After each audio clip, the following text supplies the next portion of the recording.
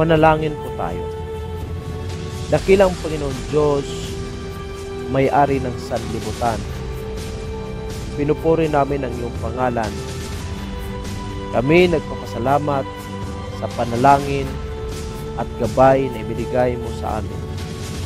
Salamat sa panibagong araw na ipinagkaloob mo. Salamat din sa pagkakataon na ibinigay mo upang kami ay muling magtipon para sa panibagong kaalaman. Kami po ay humihiling na nawa po ay gabayan mo po kami sa aming pag-aaral at bigyan mo po kami ng makalangit na kaalaman at lakas upang kami ay matuto. At nawa po ang lahat ng aming matutunan ay magamit namin sa pagtulong sa aming kapwa. Patawarin mo po kami sa aming mga kasalanan at nawa po ang lahat ng aming gagawin ay maging alinsunod sa iyong kautusan.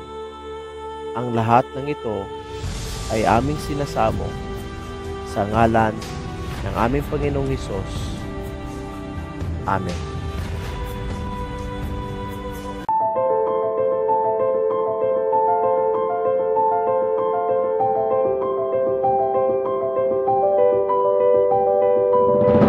Good morning po sa lahat ng mga kadete nationwide from Luzon, Visayas, and Mindanao, sa lahat po ng mga kadete natin who are still students, mga graduates po sa criminology, mga deans, faculty and staff, mga instructors po natin, at saka yung mga magigiting, mababait, and magagaling po na mga review lecturers na nag-away-awayan ngayon.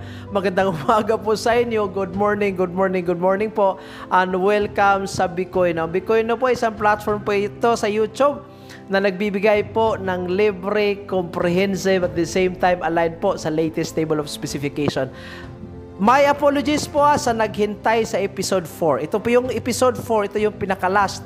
Cadets, I have to inform you, I'm finishing right now my doctorate's degree, Doctor of Philosophy in Criminal Justice. I am venturing in this degree not because I want to become an achiever. I don't want fame and reputation. What I wanted is mere compliance to the educational system that we have here in the Philippines.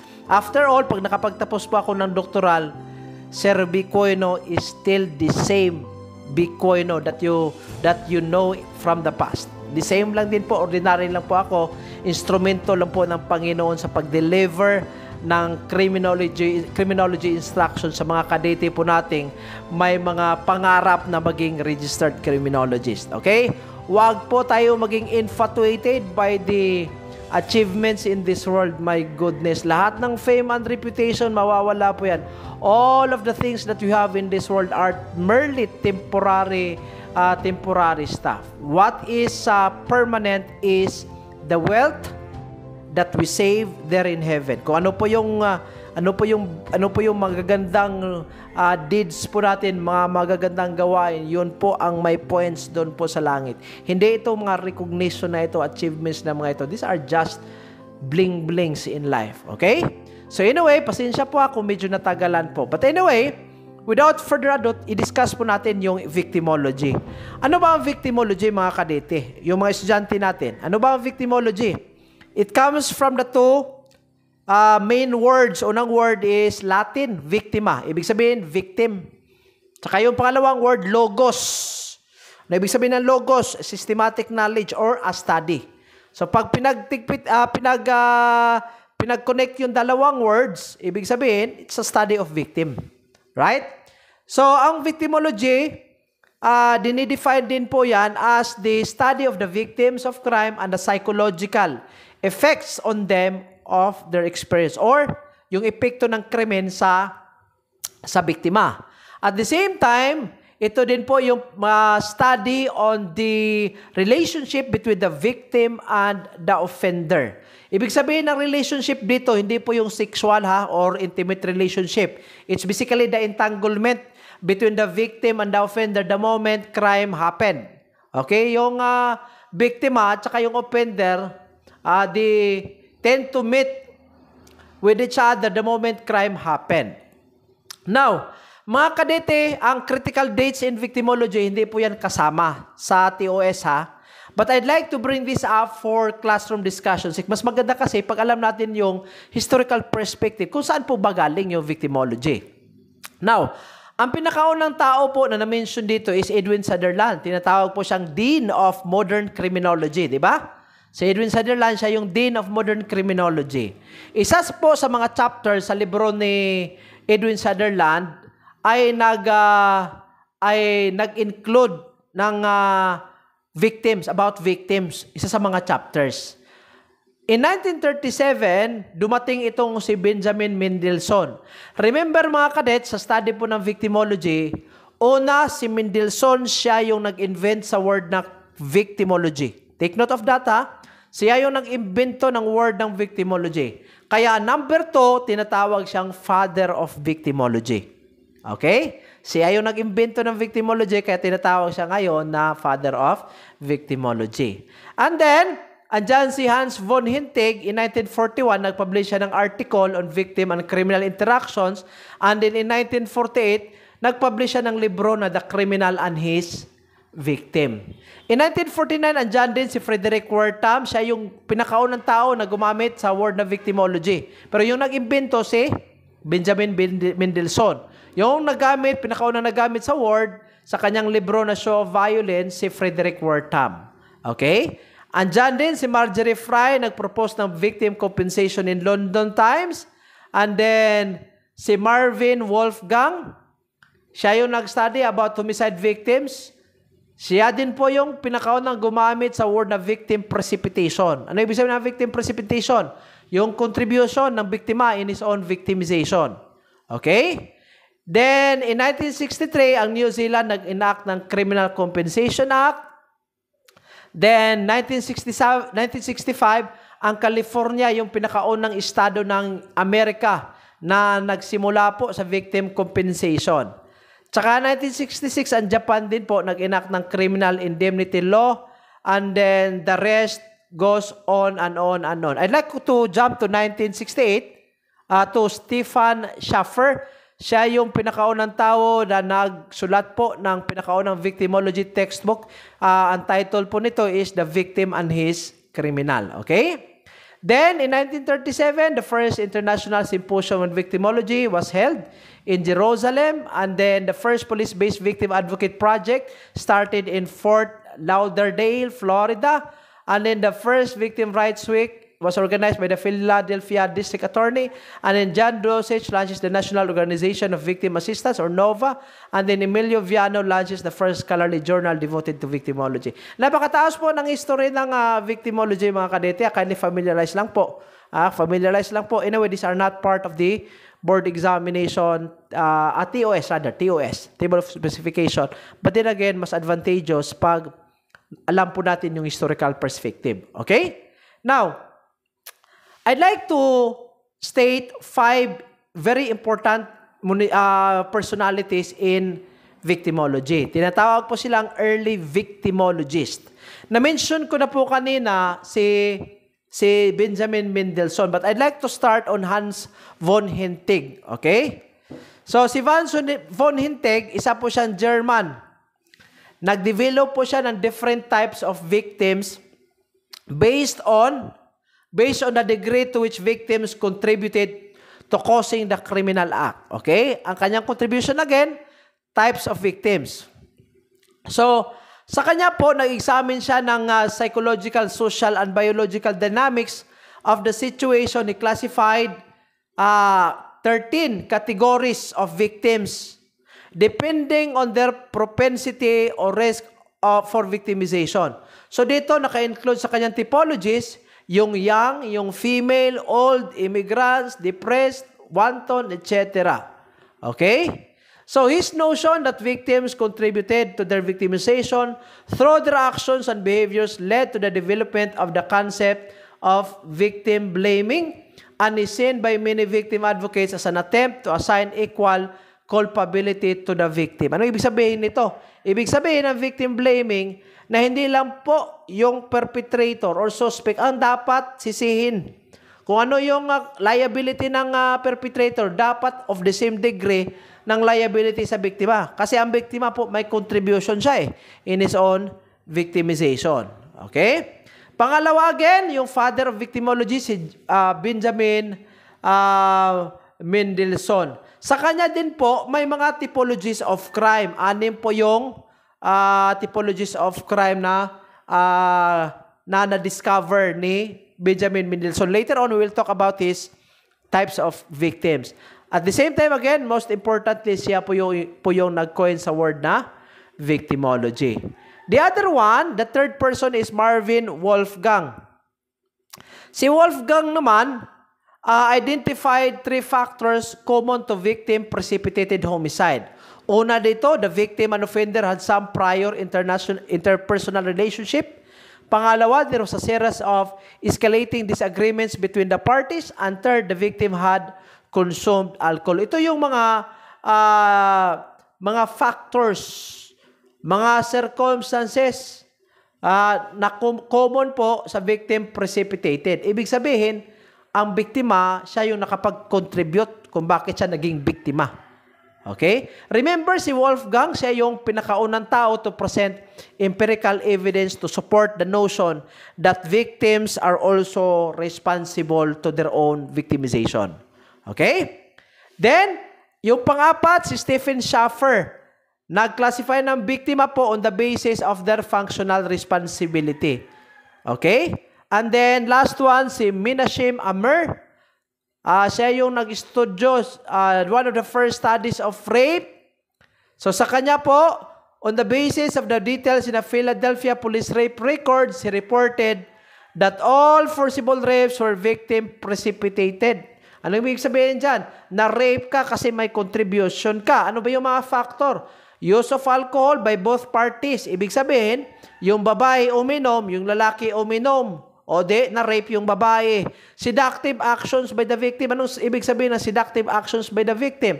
Yung ano kasi natin, yung mga gestures po natin, yung mga behaviors natin, the way we look to the other guy, especially pag lasing ka na, if it's something that calls for uninvited sexual intercourse, nako, the perpetrator will be influenced. It will create a wrong signal to the perpetrator that the woman wanted to have sex. Okay? Next, wearing of revealing clothing. According to Menachem Amer, yung mga babae dyan, the way you will wear your dress. I understand na sa democratic state po tayo. Democratic yung country po natin. Right? Pero, yung democracy should not be practiced in a way that we are trying to decay the morality that we have. Okay? Moral decay is very rampant nowadays. The moment that you wear dresses or piece of clothing or garments that are very revealing, it is something that could tantalize, according to the slide, tantalize the offender to the point of misreading the victim's behavior. For example, galing ka ng Manila, dumating ka sa Dumaguete City, 1 o'clock early dawn. Tapos yung postura mo, transparent, nakikita yung bra mo, yung panty mo, revealing. Tapos uuwi ka ngayon 20 kilometers from the highway kasi nakatira yung parents mo sa bukid. Sakay ka ngayon ng habal-habal driver. Now, ano yung mindset? Ano yung magiging estado ng pag-iisip ng isang tao? Nagde-drive siya. Nakikita sa side mirror, nakatransparent yung bra at panty mo. Ano ang mangyayari? O di ang habal-habal driver will be tempted to rape you. Kaya nga, kung magsuot ka man ng short pants, huwag yung very short. Kaya nakikita na yung ano nyo dyan. Yung mga color black portion. Di ba? Mga sa mga babae, do not be too swayed by the trends in this world. Kaya nga ang point ko why do you have to wear bikinis? And that is something that I do not understand. Bakit kailangang makapag-two-piece para lang makapagligo sa dagat? I don't understand. Kami I am a fisherman. I am also a fisherman by profession. Pag wala ako sa lecture room, nasa fishing ako. Naliligo ako sa dagat, I go swimming, I go spur fishing during night time. Pag mag-spur fishing kami, naka-full bottle gear ata yan, Brad. Di ba? Naka-full battle gear attire yan. Di kailangan nakatupis. Kaya kung pag mag-spear fishing ka, tapos mag-brief ka, ay nako. Or kahit maliligo ka lang, I'd like to wear my t-shirt and I'd like to wear my shorts. Kasi po may mga ano dyan, may mga jellyfish, anything creatures from the sea that could have an itchy stuff on your body. That is why, as much as possible sa mga babae po, I'm very sorry ha, sa mga ano dyan, American cultured kuno. American cultured na mga Pinay dyan, wag na po. Ha? Especially pag na liblib na lugar, nagtupis ka, ikaw lang yung naliligo sa dagat, nagtupis ka ngayon. Here comes the sniper. Di ba? Dumating yung mga sniper, akin nako, mag-snipe yan. And gagawa ng milagro yan. Di ba? So, I don't know. I really do not understand. Pero maybe you have a reason thereof. Para comfortable yung paglangoy, I don't know. Bakit hindi ba comfortable pag naka-t-shirt, nakapag-short ka? Hay nako. So meaning, ang point dito, kaya na-rape, kasi po, may contribution ka. Ha? May contribution ka eh. So pag wala kang contribution, siguro hindi ka ma-rape. Ang napaka-transparent eh. Alright? Hindi po ito pag-lecture sa mga babae ha, pero I tell you, girls, shape up. Kayo namang mga boys, pag dumating yung sexual kick-in na yan, yung mga sexual impulses nyo, ay nako, control nyo yan, Brad. Dapat, marunong kayo mag-control ha. Self-control theory tayo ha. Sige. Theories of victimization. Okay, 3 po. Una, yung tinatawag nating lifestyle exposure theory. Ano ba ibig sabihin ng lifestyle exposure theory? It states that an individual's demographic, yung age niya, yung gender niya, tended to influence one's lifestyle, which in turn increase his or her exposure to risk of personal and property victimization. For short, kung ano yung lifestyle natin, which is influenced by our demographics, has something to do with criminality. Pag lalaki po tayo, ano ba yung natin, lifestyle, di ba? Naglalaro tayo ng basketball. Sa basketball, contact sports po yan, there's a big possibility that you might be into physical injury. Especially pag ikaw is quick to anger. Okay, sa mga babae naman, pag mahilig sa lifestyle during gabi, pupunta ng mga disco or mga bars during nighttime, yung lifestyle na yan could also be one of the bases that you will be victimized. So meaning, kung ano yung lifestyle natin, yung mga ginagawa natin sa buhay is something that could be a factor that could victimize us. Next, ito, routine activities theory. Lumabas ito sa Theories of Crime Causation. Dito, it states that if there is a convergence in time and space of number 1, a motivated offender, number 2, a suitable target, number 3, a capable guardian, absence of a capable guardian, this will provide the opportunity for crime to occur. Ibig sabihin, pag may suitable target, ano ibig sabihin ng suitable target? Ikaw yung biktima, suitable to be victimized. Okay, for example, pag babae ka, lasing ka na, nakatulog ka na, tapos andyan yung mga lalaki surrounding you, ikaw, suitable target ka na for rape. Okay? Pangalawa, motivated offender. Ano ba ibig sabihin ng motivated offender? Yung isang tao that has the impulse to, may impulse siya to commit the crime. Yung mga lalaki nakapalibot sa'yo, motivated to commit rape, problema yan. Pangatlo, absence of a capable guardian. Ano ba yung absence of a capable guardian? Anybody. A police officer or maybe a private person that will disallow for the crime to occur. Probably a security guard. May motivated offender nga, nakapalibot yung mga laki sa'yo. Ikaw, suitable target kasi natutulog ka, lasing ka eh. Pero andyan yung security guard, of course, crime will not happen. But if these 3 circumstances are present with each other, pag andyan yung suitable target, babae lasinggero, suitable target kachay, lalaki motivated, walang guardian, walang police, walang security guard, o walang anybody that can protect you, patay ka ngayon. Mabictimize ka. Kaya, dapat po, iwas-iwasan po natin yung sa pag-iinom mga kadete. Routine activities theory po yan Sunod, victim precipitation theory. Ano sabi ng victim precipitation? May contribution ka in your own victimization. Now, what's the difference between victim precipitation and victimology? Ang victimology is the relationship between the victim and the offender. It's the study of the effect of victimization on the offender or simply the study of victims. Ito, teorya ito. At theory that will explain na ang isang biktima may contribution sa kanyang pagka-biktima. Okay? Victim precipitation theory po ang tawag niyan. Now, may dalawa tayong klaseng biktima. Una, repeat victims at saka yung recurring. Recurring, yung mga biktima who experience 2 or more victimizations. Ang repeat victims, nag-experience siya ng 2 or more victimization of the same type of crime. Sa recurring, hindi.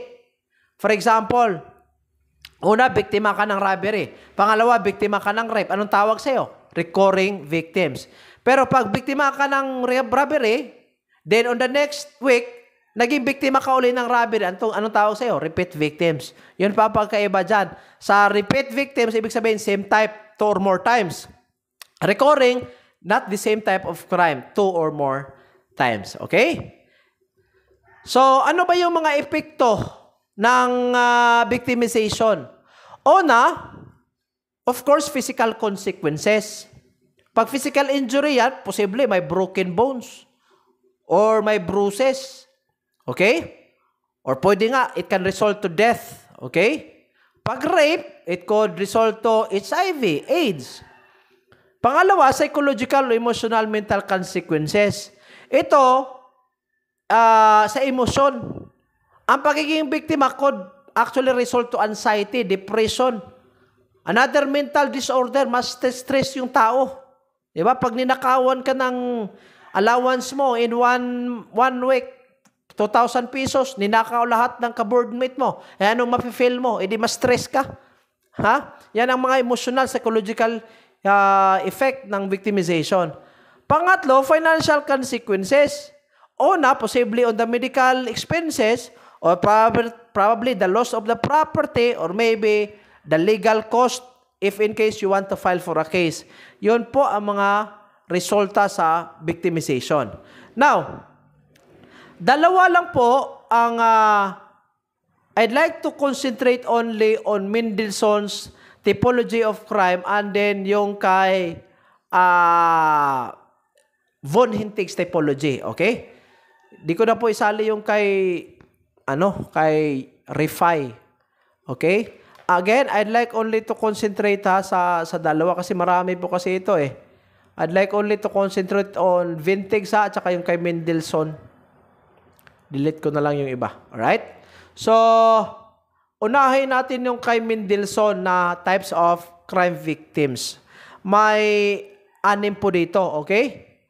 Una, itong tinatawag nating innocent victim. Sino ba yung innocent victim? Yung hindi nakapag-contribute to their victimization and is still in the wrong place at the wrong time. Wala silang contribution For example, may binaril. Nagkataon na kumain ka sa isang karinderya. Hindi natamaan yung binaril. Ang natamaan ikaw, yung inosente. Anong tawag sa'yo? Innocent victim. Wala kang contribution dyan. Pangalawa, itong victim with minor guilt. Ito yung mga tao that does not actively participate in their victimization pero nakapag-contribute sila ng konti sa kanilang victimization by frequenting on the high crime areas. For example, pumupunta ka lagi sa bar. Ang bar po is a frequenting high crime area or pumupunta ka ngayon sa sugalan, pumupunta ka ngayon sa diskuhan. Ito yung mga area. Hindi ka nakapag-contribute, nagbabarilan doon sa diskuhan, pero na ikaw yung natamaan. Inosente ka. Anong tawag sa'yo? Victim with minor guilt. Ano yung contribution mo? Kasi pumapalagi ka sa isang area na frequent for criminality. Yung innocent victim, hindi ka nagpapalagi, kumain ka lang sa karinderya. May binaril, ikaw yung natamaan. Innocent victim ka noon. Okay? Next, the guilty victim and The guilty victim, guilty offender. The victim and the offender have engaged in criminal activity together. These would be two people attempting to steal a car, rob a store, or sell drugs, etc. So ano ang nangyari dito? Kayong dalawa, puro kayo offender. Pero ang nangyari, nung magano na kayo sa pera na nakuha nyo, di ba, sabihin mo ngayon, nakakuha kayo ng 1 million. So paghati-hatihan nyo ngayon yung 1 million.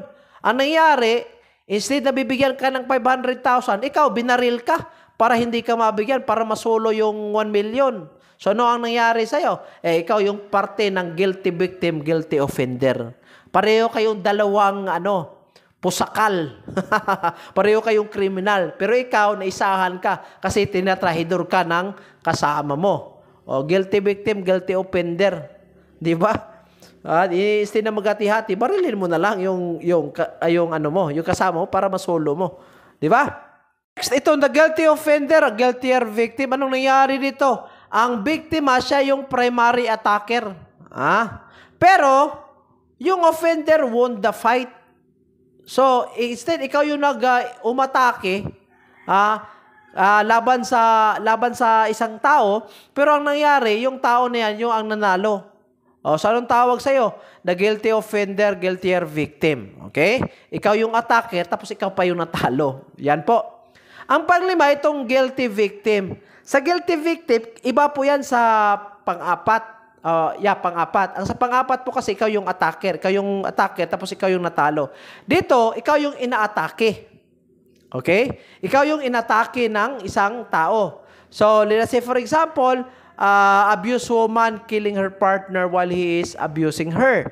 So, sa vowsy for example, yung babae, physically abused ng isang asawa. Tapos, yung wife, kumuha ng kutsilyo, sinaksak niya ngayon sa asawa niya. Tapos namatay yung asawa. Anong tawag doon? Guilty victim. Next, and the last, imaginary victim. Some people pretend to be victims and are not. This would be someone falsifying reports. Ito yung mga taong nagpe-pretend na biktima sila pero in reality, hindi pala. Okay? Now, ang pangalawa po is yung kay von Hintig's typology. Okay? Again, ang i-discuss ko po yung kay Mendelssohn at saka kay von Hintig's lang. Okay? Kay von Hintig's, marami po yung classification. Una po dito, yung mga immature, kulang ng supervision, lack physical strength. Ito po yung tinatawag ng mga young people. Tsaka yung females or elderly, ito yung lack of physical strength pa din po. Can be taken advantage of easily, yung mentally ill, immigrants who cannot understand language, or the threat of deportation makes them vulnerable. Minorities, ito yung mga marginalized in the society. Dahil normals, yung reasonably intelligent people who are naive or vulnerable in some way, these people are easily deceived. Then the depressed, yung mga gullible. Ibig sabihin yung emotionally affected easily swayed and not vigilant. The acquisitive, the greedy. Then the lonesome and brokenhearted, ito yung prone to victimization by intimate partners. Tormentors, ito yung primary abusers in a relationship who become victims when the one being abused turns on them. Then black, exempted, and fighting victims, ito yung nag-enter into situation in which they are taken advantage such as blackmailing. Okay? Yun lang po ang kindly screenshot na lang mga kadete yan. Kindly jot down notes na lang po. Pero anyway, sa board examination, sa TOS rather, hindi naman po ito kasali itong typology of crimes. Pero sinali ko na lang po for classroom discussion sake. And kindly familiarize. I-include nyo na lang sa pag-study nyo, ha? Mga crime, because who knows, one of these will come out in the board examination. Now, ang makikita po sa TOS natin, itong strategies and provision for victims protection. Una dito yung batas natin ng Republic Act 6981. Okay? Ang Republic Act 6981, tinatawag po itong Witness Protection Security Benefit Act. Okay? Security and Benefit Act. Now, ang Witness Protection Program is one of the programs of the government to somehow protect the witness from any kind of threat or harm. Kasi pag walang witness kasi po sa korte natin, posibleng ang takbo po ng kaso is medyo matagalan. Okay? Now, ang tanong ngayon, sino ba ang makapag-avail sa Witness Protection Program? Okay? Based on Republic Act number 6981. Ito po una, ang any kind of person who has witnessed or has knowledge or may information on the commission of the crime. Okay? And that person will be testifying in any judicial or quasi-judicial body or even in the investigating authority. Pwede po sila. Okay? Kahit magtestigo ka lang sa police, magtestigo ka sa NBI, or doon ka magtestigo sa korte or anumang tribunal, pwede ka po makapag-avail sa Witness Protection Program. Pangalawa, provided that, una, ang offense in which his testimony will be used is a grave felony as defined under the RPC. Kailan po magiging grave? Magiging grave po yan pag isang krimen is punishable by prison mayor patungong reclusion temporal. Reclusion perpetua. I'd like to repeat para walang ma-confuse. Magiging grave po yan from prison mayor papuntang reclusion perpetua. Ano ba yung prison mayor? Ito yung 6 years and 1 day to 12 years. Ano ang sunod ng prison mayor? Reclusion temporal, 12 years and 1 day to 20 years. Ano ang sunod sa reclusion temporal? Reclusion perpetua, 20 years and 1 day to 40 years. Pag prison mayor papuntang reclusion perpetua, then basically ang krimen na yan is a grave felony. So, dapat, pwede po pwede makapag-witness makapag-avail sa Witness Protection Program. Pag again, yung testimony ng isang witness can be used in a grave felony. Pero hindi naman grave felony yan, kasi prison mayor lang yung, yung penalty, hindi po siya kasali dito. Pangalawa, his testimony can be substantially corroborated in its material points. Ano ibig sabihin ng substantially corroborated? Ibig sabihin, it can support the facts or the issues being questioned. Okay? Ibig sabihin, ang testimony niya po is relevant to the case. Or material to the case. Importante. He or any member of his family within a second civil degree of consanguinity or affinity is subjected to threats to his life or bodily injury, or there is a likelihood that he will be killed, forced, blah, blah, blah. So, ang pangatlong requirement, pag siya or yung pamilya niya within a second civil degree, yung brother niya, yung father niya, have been threatened, pwede siya makapag-avail sa Witness Protection Program. Number 4 is not a law enforcement officer even if he would be testifying against other law enforcement officers. Ito po ang masakit dito. Kasi pag law enforcement officer ka, police ka, hindi ka qualified. Take note hindi ka qualified to avail on the Witness Protection Program. Then, in case of legislative investigation or in aid of legislation, ano ibig sabihin nito? Ito yung mga investigation conducted by the Senate and the Congress. Yung mga nila dyan, aid of legislation lang yan. A witness with his express consent upon the recommendation of the Legislative Committee where his testimony is needed when in its judgment there is pressing necessity thereof, provided that such recommendation is approved by the President of the Senate or the Speaker of the House of Representatives as the case may be. So, ibig sabihin, pwede ka makapag-avail sa Witness Protection Program. For example, yung current investigation sa Pogo sa Pilipinas or current investigation about the extrajudicial killing. Pwede ka makapag-avail sa Witness Protection Program. If again, you have been threatened. Okay? So, pwede yan.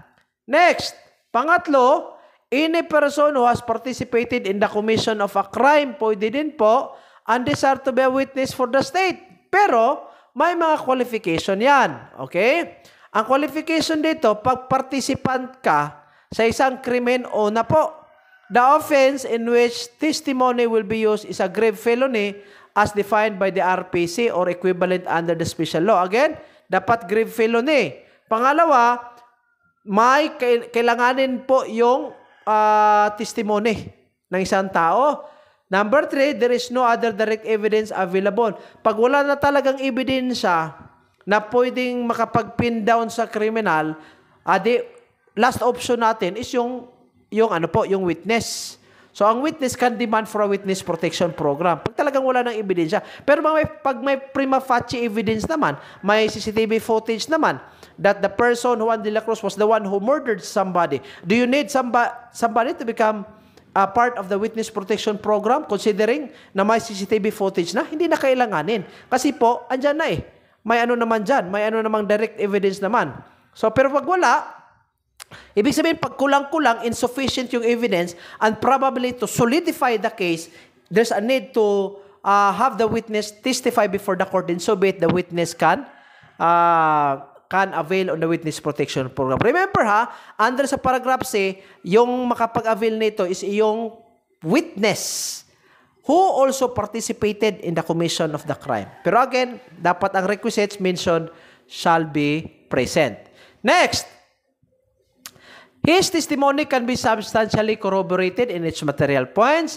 He does not appear to be the most guilty. Okay, yan. I'd like to concentrate on number 5. Let us say si Pedro at saka si Juan, pinatay nila si Maria. Si Juan gustong magiging witness against Pedro. Si Juan dapat has a lesser criminal liability compared to Pedro. Pero pag sila, yung nagpumatay mismo, silang dalawa yung pumatay kay Maria, nako, so equal yung criminal liability. Pero let us say, si Juan, ang ginawa niya, sila yung supervise. Watcher lang. Ang nag-execute directly, si Pedro, sa pagpatay ni Maria. So si Juan, may lesser yung guilt niya. So si Juan, pwede makapag-avail sa witness protection program. Hindi pwedeng si Pedro. Kasi yung Pedro, siya yung may direct participation eh. Siya yung nag-execute mismo. Next, he has not at any time been convicted of any crime involving moral turpitude. Another qualification po yan. Dapat you have not been convicted in the past. Ano ba yung mga krimen against moral turpitude? Ito yung mga krimen na makikita po natin sa Revised Penal Code. Hindi lahat ng krimen, mga kadete, against moral turpitude Hindi lahat. Let us say for example, hindi ka nag-wear ng helmet. Is not wearing helmet while driving a crime? The answer is yes. Tinatawag yung offense. Tinatawag yung offense. Anything, acts or omissions punishable by the special law. May mandatory helmet law tayo. Hindi ka nag-helmet. May krimen ka bang nakumit? May krimen. Yung hindi pag-wear ng helmet. Ang tanong, ang hindi pag-wear ng helmet against moral turpitude ba yan? Ang sagot, hindi. Okay? Pero po yung murder, homicide, physical injury, rape, yun. Yun na makikita natin sa Revised Penal Code. Mga crimes against moral turpitude yan. Next, letter D, an accused discharged from an information or criminal complaint by the court in order that he may be a state witness. For short, sa letter D, pare-pareho yan sa letter C. Only that, dito, gagawin ka ngayong state witness. O ikaw yung witness ng government. Ikaw yung witness sa government. For example, Hilo Garcia case. Hilo Garcia case, tapos ikaw yung si Garcia. And you want to pin down Gloria Macapagal Arroyo. Magiging state witness ka. Yung mga whistleblower, kahit they are part in the commission of the crime, pwede silang magiging state witness. And then of course, they can avail on the witness protection program. Okay? 4 po yan ang na-mention ko. Nung una, nasa letter A yung may knowledge about the crime. Yung pangalawa po, yung sa in aid of legislation sa Senate at saka sa Congress. Pangatlo, yung nakapag-participate ka sa krimen. Tapos, pwede ka maging witness and you can apply on the program. Yung pang-apat po, yung magiging state witness ka. Okay? Now, these are the rights and benefits of persons admitted into the program. Dapat may secure housing facility. Napaka-beneficial. Until he has testified or until the threat. So, dapat may housing siya. Ito ang pinaka-advantage dito. Letter B, entitled to relocation and or change of personal identity. Pwede. At the expense of the program, ibahin mo yung personal identity mo, pwede. This right may be extended to any member of the family of the witness. Pwede din po. Within the second civil degree of consanguinity or affinity. Letter C, whenever practicable, assist the witness in obtaining means of livelihood. Okay? Another is, aside from the mentioned in this slide, In no case shall witness be removed or demoted in work because or on account of his absences.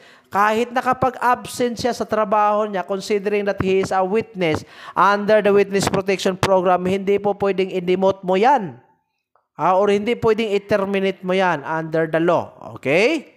Next, any witness who failed to report for work because of witness duty shall be paid his equivalent salaries or wages corresponding to the number of days of absent occasioned by the program. For short, pag isang taon absent yung empleyado mo kasi nasa witness protection program siya, ay nako, pag ikaw yung employer, ikaw yung owner ng business, wala kang magawa, you have to pay him for 1 year kasi po, yun po ang sinaad ng batas natin.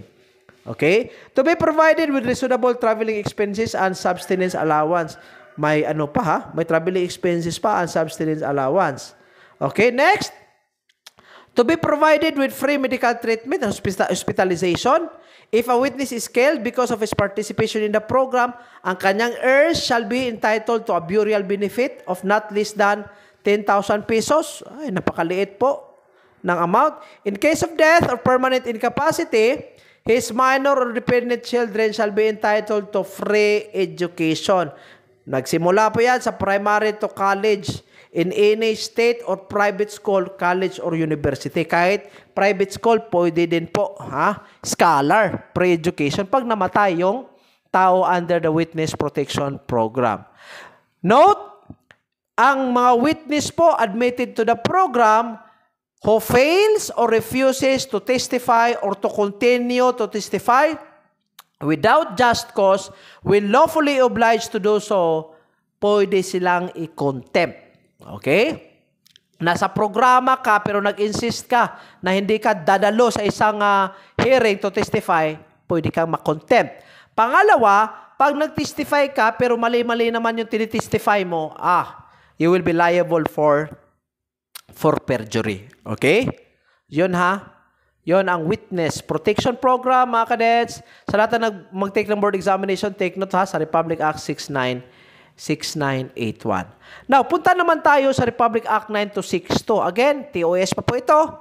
Anti-Violence Against Women and Children. Kasali po ito sa juvenile na subject. Okay?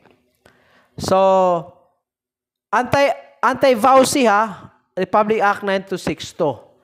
Now, victim protection under 9262. Sa batas po sa 9262, huwag kalimutan lahat po ng RTC, designated po yan as the family court. Okay? So, kasi designated ang RTC as the family court, ano po yan? They are vested with the original and exclusive jurisdiction over VAUSI. Okay? So, over VAUSI sa RTC yan. So, in order to protect the victim ng VAUSI, for example, yung asawa, ginawang punching bag niya yung wife niya, una po dito, pwede makapag-avail ang wife ng isang tinatawag nating protection order. Ano ba ang protection order? Ito yung mga order issued, it could either be the barangay or probably the court, in order to prevent further acts of violence against the woman or her child and granting the necessary relief. Now, ang protection order po, may tatlo po akong types na nilagay sa slide based on Republic Act 9262. Una dito, yung tinatawag nating BPO or Barangay Protection Order. Okay? Saan po ba tayo kukuha ng Barangay Protection Order? Basically, doon tayo sa barangay. Sino ang mag-i-issue doon sa barangay? Ang mag-i-issue doon is yung barangay kapitan. Okay? Kuha. Yung barangay kapitan, mag-order siya ng isang perpite. Hoy, wag ka nang mag-ano dyan. Wag ka nang mag-asik ng lagim. And then, if the punong barangay is unavailable, the application shall be acted upon by any available barangay kagawad. Pag wala yung kapitan.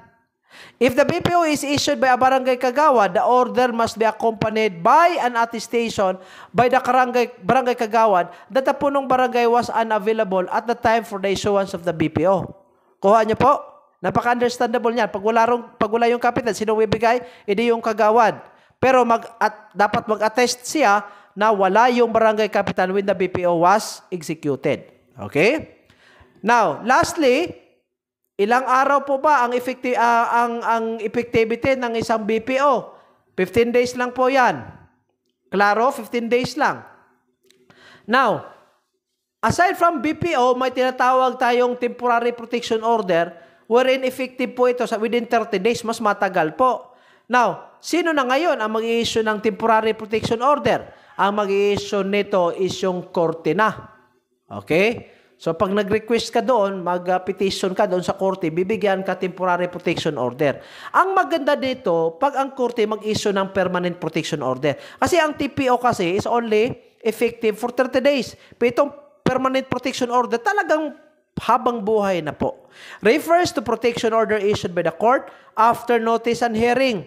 Respondents and appearance despite proper notice or his lack of a lawyer or the non-availability of his lawyer shall not be a ground for rescheduling. If the respondent appears without counsel on the date of the hearing on the PPO, the court shall appoint a lawyer for the respondent and immediately proceed with the hearing. For short, hindi po kailanganin, it will not affect the absence or the presence of a lawyer. So, pag permanent protection order, mas maganda yan.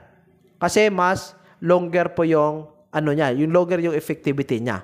Okay? Note, ex parte, Latin meaning for one party only, referring to motions, hearing, or orders granted on the request of and for the benefit of one party only. I do not have to discuss it because it's very understandable already.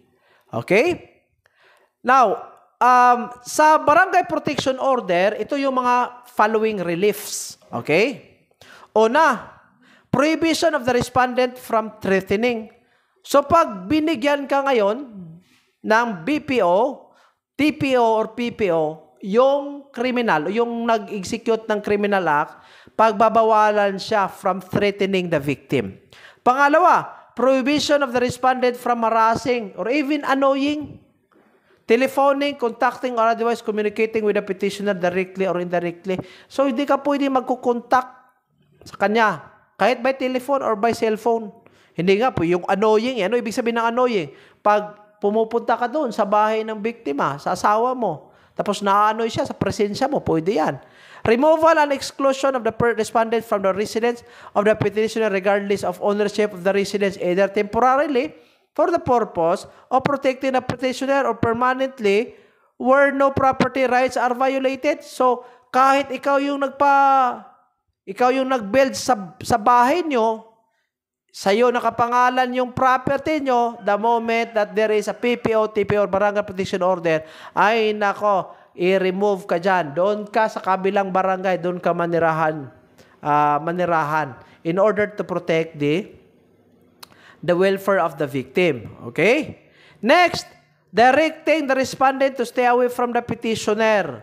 Next, directing lawful possession and use by petitioner of an automobile and other essential personal effects regardless of ownership. Napakaklaro niyan. Next, granting a temporary or permanent custody of a child or children to the petitioner. Ano ibig sabihin nito? Yung permanent or temporary custody ng mga bata ay doon muna sa petitioner. Pag ang asawa, yung wife, nagpipetition for temporary protection order, binigyan ng korte, ang mga bata shall be with the wife and not with the husband. Klaro yan ha. Next, directing the respondent to provide support to the woman and or her child if entitled to legal support. Napakaklaro naman yan. Okay? Next, prohibition of the respondent from any use or possession of any firearm or deadly weapon. Next, restitution for actual damages cost, directing the DSWD or any appropriate agency to provide petitioner with any need.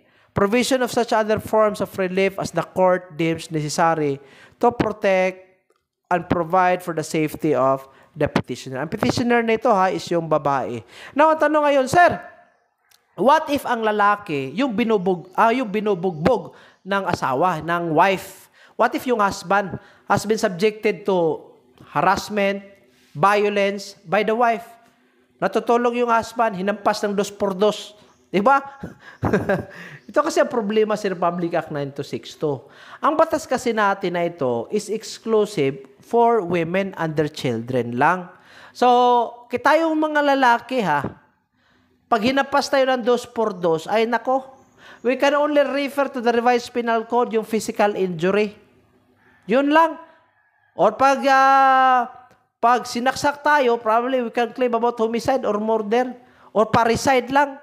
Parricide kasi asawa mo Pero pagka live-in or common law wife, o di pasok dyan yung murder or homicide. Pero pag married kayo, edi pwede parricide. So, ang point dito is pag lalaki ka, medyo dehado tayo. Hindi tayo makapag-claim ng benefits on the Republic Act 9262. So, pwede ka ba makapag-petition for barangay protection order against your wife? Hindi. Lalaki ka so magpakalalaki ka. Yun ang problema. Okay? Ito who may file petition for protection order? Ito yung sabi ko kanina. The offended party. Or pwede yung guardians or parents ng offended party. Pwede din po yung asindas, descendants, or even relatives. Pwede din po yung DSWD. Pwede yung DSWD. Pwede din po yung police officer. Pwede din yung barangay kapitan at barangay kagawad. Yung lawyer, counselor, therapist, or healthcare provider. Or at least 2 concerned responsible citizens. Ilan? At least 2 concerned responsible citizens. Any of the following or any of the described in this slide from paragraph A to paragraph H are allowed by law to petition for protection orders. May nakalagay ba dyan, husband? Ay wala, Brad. Hindi po. Kasali ang husband dito. Okay? So yun po ang makapag-file ng makapag-file ng protection order. Note, application for TPO or PPO may be filed in the regional court. Sabi ko kanina regional court siya po yung family court. Pero pwede din po makapag-file ka ng TPO or PPO in the Metropolitan Trial Court, MTC or Municipal Trial Court or Municipal Circuit Trial Court. Anong pagkakaiba ng Metropolitan, Municipal at saka Municipal Circuit? Metropolitan Trial Court, ibig sabihin ito yung korte na makikita natin in big metros or big cities. For example, Cebu City, may Metropolitan Trial Court sila. Municipal Trial Court, ibig sabihin, isang munisipyo, isang korte. Ang sakop ng korte na yan is yung munisipyo lang, isang munisipyo. Municipal Trial Court. Pero pag maraming munisipyo ang sakop ng isang korte, ang korte na yan is tinatawag nating Municipal Circuit Trial Court. For example, ang Municipal Circuit Trial Court, sakop niya is Municipality of Dawin, Municipality of Sambuanguita, Municipality of Bacong. So, 3 municipalities, isang korte. Ang tawag sa korte na yan is MCTC or Municipal Circuit Trial Court. Okay? Legal representation of petitioner for protection order. If the woman or her child request in the application for a protection order for the appointment of counsel because of lack of economic means to hire a counsel, the party, the court shall immediately direct the PAO or Public Attorney's Office to represent the petitioner. Klaro yan Mas klaro pa yan mga kaditi sa sikat ng araw. Ibig sabihin, pag wala kang pera, walang problema, choy. Hindi ka makapag-hire ng lawyer, walang problema kasi andyan yung Public Attorney's Office. Ang korte po can direct the PAO to represent the petitioner in the hearing on the application. Okay? Next, notice of sanction and protection orders. The following statements must be printed. Must be printed. In bold-faced. Dapat naka-bold-faced yan. Tapos, capital lahat. Ano nakalagay dyan? Violation of this order is punishable by law. Dapat nakalagay yan sa barangay protection order. Now, ano naman ang mangyayari pag may violation? Ito a complaint A complaint for violation of a BPO under issue this act must be filed directly with any municipal trial court, metropolitan trial court, or municipal circuit trial court that has territorial jurisdiction over the barangay that issued the BPO. Ang violation of the BPO shall be punishable by imprisonment of 30 days without prejudice to any other criminal or civil action. For short, para mas klaro, pag ikaw na asawa, ikaw yung husband, nag-violate ka sa barangay protection order, magpa-file ngayon yung asawa, yung wife, doon sa MTC or MCTC or Municipal Trial Court na may jurisdiction sa barangay.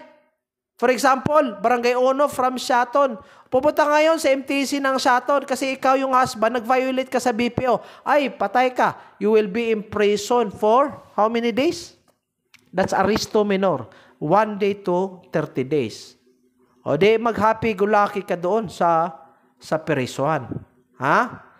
Lastly, itong ban to keep the peace. Ang sabi po dito, the court may order any person against to whom a protection order is issued to give a ban to keep the peace. So ano ba itong ban to keep the peace?